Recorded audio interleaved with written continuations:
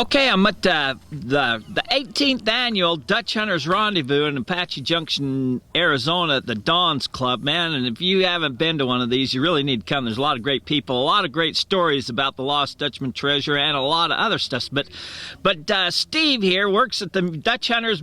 It's the Dutch Hunters Museum. Superstition Lost Dutchman Museum. The Lost Dutchman Museum, and he was just telling me a story about the Pima Indians and giants and things like that, and I want you guys to hear this because giants fascinate me. So with that, Steve, man, take it away.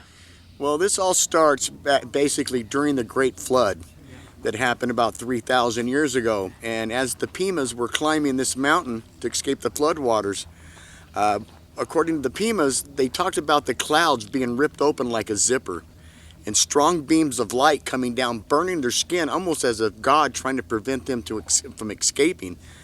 And it said it also lightened their skin, or darkened their skin. And when they got to the top of the mountain, they noticed they weren't alone. There were others up there, animals, other people, including giants. And during all this melee of confusion, they said the rains finally stopped after raining for weeks nonstop. And then they described what looked like a white mist came down on top of them, turning people into stone. The giants were all turned into stone up there. And today, when you go up there, you see these hoodoos that have human features in them. And these are believed that what were the giants that were up there in this mountain at that time. The Pimas battled these giants for decades up there. They were man-eaters. They were constantly killing their braves. Finally, they had a stand against one of these giants. It took them a couple of weeks to kill it. And not long, they left the body set there to rot. This one, according to the Pimas, was between 12.5 to 13 feet tall. They let it set there in the interior of the Superstitions, and it rotted. They come out a year later, and the Pima chief grabbed one of the femurs that stood close to about 4.5 to 5 feet tall, and he used it as a walking stick, more of a trophy over this giant that they killed. And these were some of the creatures that were living in this mountain. The giants, they said, lived in here right after they came into this region right after the volcano exploded a few thousand years later and settled in here. They were always very vicious. They attacked the Apaches. They attacked the Hohokam as well as the Pimas. These things were nothing to be messed with. According to the Pimas, they would rip the heads off their braves, lift their bodies up and drink their blood, and then tossed their bodies when they were done. In some cases, they actually devoured the bodies, and leaving nothing behind except for splatters of blood. These went on in here. Actually, the last giant that was killed in here was about 500 years ago, and that is when the Pimas, according to their oral history, is when they killed this giant. And there hasn't been any in there since that time. I think he was the last remaining giant. Both the Apaches and the Pima battled these things for hundreds of years, and they feared these giants because they said that no arrows could kill it. You know, they tried different methods to try to battle these giants, and every time they did, all they were doing were losing more braves. So they attacked. One final attack, they actually sent about 20 guys, swarmed in on this giant, and even with 20 braves, this thing was still able to kill about half of them before they finally brought this giant down. And the chief was so excited over finally killing this thing, they left it setting in the interior of the Superstitions for about a year. When they come back, all it is a giant skeleton. And the Pima chief wanted a trophy of this, you know, and he took the femur. Like I said, it stood about 4.5 to 5 feet tall, and he used it as a walking stick. And that is the story of the giants that lived in here. Many of the other stories in here that are equally as fascinating, and people still see them today, are the story of the little people. According to the Apaches, they revered them as fierce warriors, but even the Apaches, as fierce as they were, they even feared these things because they were known to be cannibalistic. During one of the battles against the Navajo, these things actually joined the Apaches in battle. In the Navajo, in their oral history, they talked about one of their braves fell from his horse, and they were horrified because they said these little creatures swarmed on him, on that brave, and they described it as ripping the flesh off them, and it horrified the Navajo to no end. And I think that's why the Apaches utilized them so often, because when their opponents would see what they were doing, it would strike fear into these people, to the point where the Navajos were on the verge of retreat. They were so fearful of these little hobbit-looking characters, and they were always to be known to have superhuman strength, and they were nothing to be messed with. I talked to the Duncan family. They're like the ambassadors for the Apaches out here. And they said, oh yes, they did live in and around their encampments, but even they feared them because they were known to, eat humans and stuff. So these are just some of the stories that have really fascinated me the entire time I've been working with the museum. I get to talk to a lot of people that are very credible people that have been in here. And then when we get the Apaches coming in, a lot of these stories can be confirmed by them. There's a wealth of knowledge. The Giants were something that I think all the cultures, the Pima, the Hohokam, the Apaches, and the Pima had to deal with for thousands of years in here. This was a very frightening mountain range to go into. When you had little hobbits running around attacking people, you had giants in there. It was a very place that most people feared even going into. Miners had encounters in there at times that they could not explain. They thought were a group of small children running around, only to find out later that these were not children at all. These were little hobbit-like troll-looking characters. And according to the Apaches and the Pima, they disappeared with the water. Man, a lot of people couldn't understand what that meant. Well, in the interior of this mountain, there used to be dozens of springs all over. And when they dried up, they disappeared. It wasn't until a lot of people were doing research in Mexico realizing that the ones in Mexico were coming up through the cenotes. And that's what they believed that these little people were doing as well. That they came in through the waterways up onto the surface to hunt for food, and then would go back and into these aquifer systems where they believe they still live to this day. They've been spotted along the Mogollon Rim for one main reason. There's large bodies of water up there. Parks officials still see them to this day.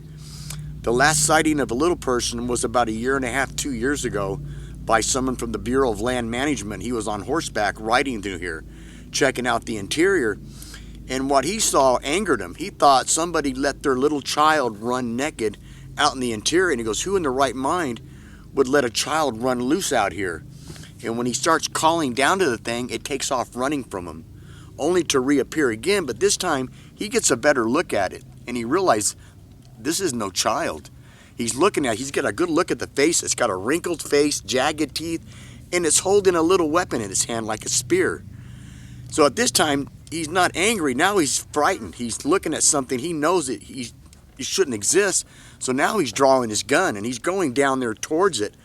And it ran into a labyrinth of rocks, and he spent a number of time looking for it, could never find it again.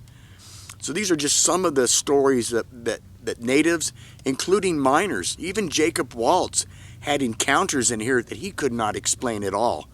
He said it was time that he would not sleep. He would go to sleep with his gun in his hand because there were things happening out there that he couldn't understand that even frightened veteran miners like Jacob Waltz.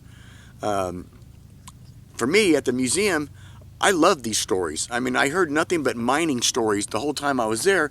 Then I started talking to some veteran miners, and I started talking to some of the Apaches, and they started telling me these stories of these giants and these little people that inhabited this mountain for thousands of years. And these really fascinated me. I mean, to the point where I did so much research on it, and come to find out that it's in all of their oral histories. Both the Pima, the Apache, the Hohokam, even the Anasazis that were here for a period of time. They feared these giants, and they feared these little people. They were nothing to be messed with. Apparently, they had superhuman strength. Now, you can imagine an ant can lift 100 times its own weight. These little things could too. They talked about them lifting up stones that would weigh hundreds of pounds that most humans couldn't even lift up. But yet these little trolls could lift them up with great ease and throw them at people. It's just one of these. I don't know where to go with this other than that this mountain it's always been fascinating.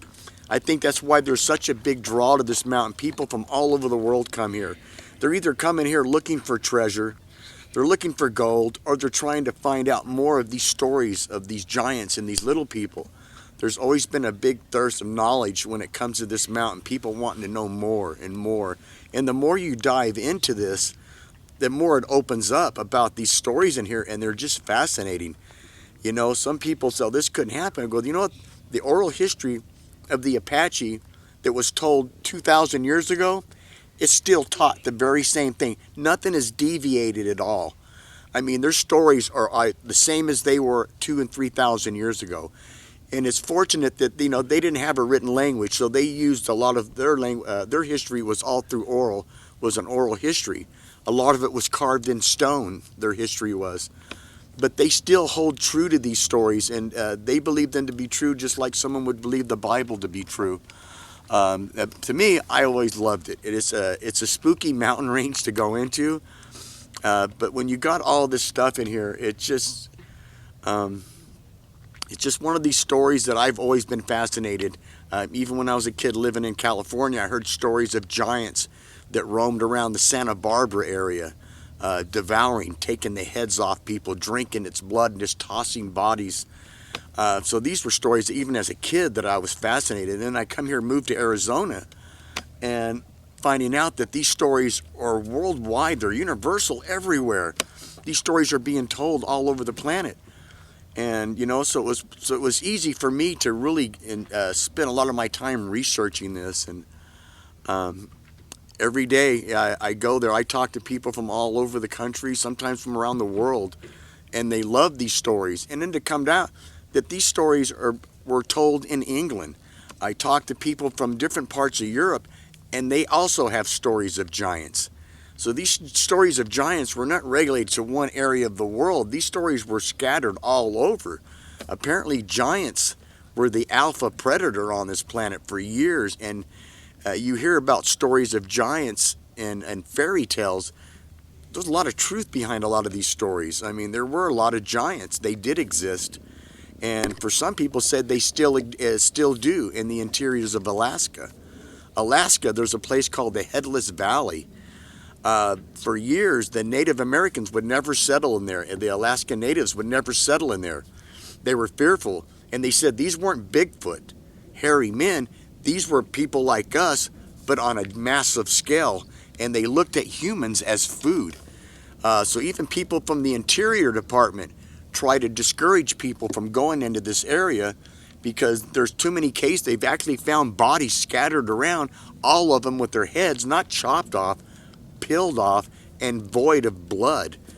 Really creepy when it comes to these stories of giants. I can understand that you're really into the giant stories too, and I know in Utah they had giants that roamed there, and I heard that they had floating, almost like a pontoon. They lived on these floating. There was a lake in Utah that they lived along. That was in Nevada. That was in Nevada? Yeah. Okay, yeah, I was watching some topic on that, and they said they had these floating reefs, kind of like they do in South America. They lived on these floating barges that they made. Anything else you want to know? I can... So I appreciate Steve for sharing your knowledge with us, and if you guys are ever in the Apache Junction area, man, make sure you stop in at the Lost Dutchman Museum and say hi to Steve. And with that, Steve, man, I appreciate it, and that's a wrap. My pleasure. Thank you very much.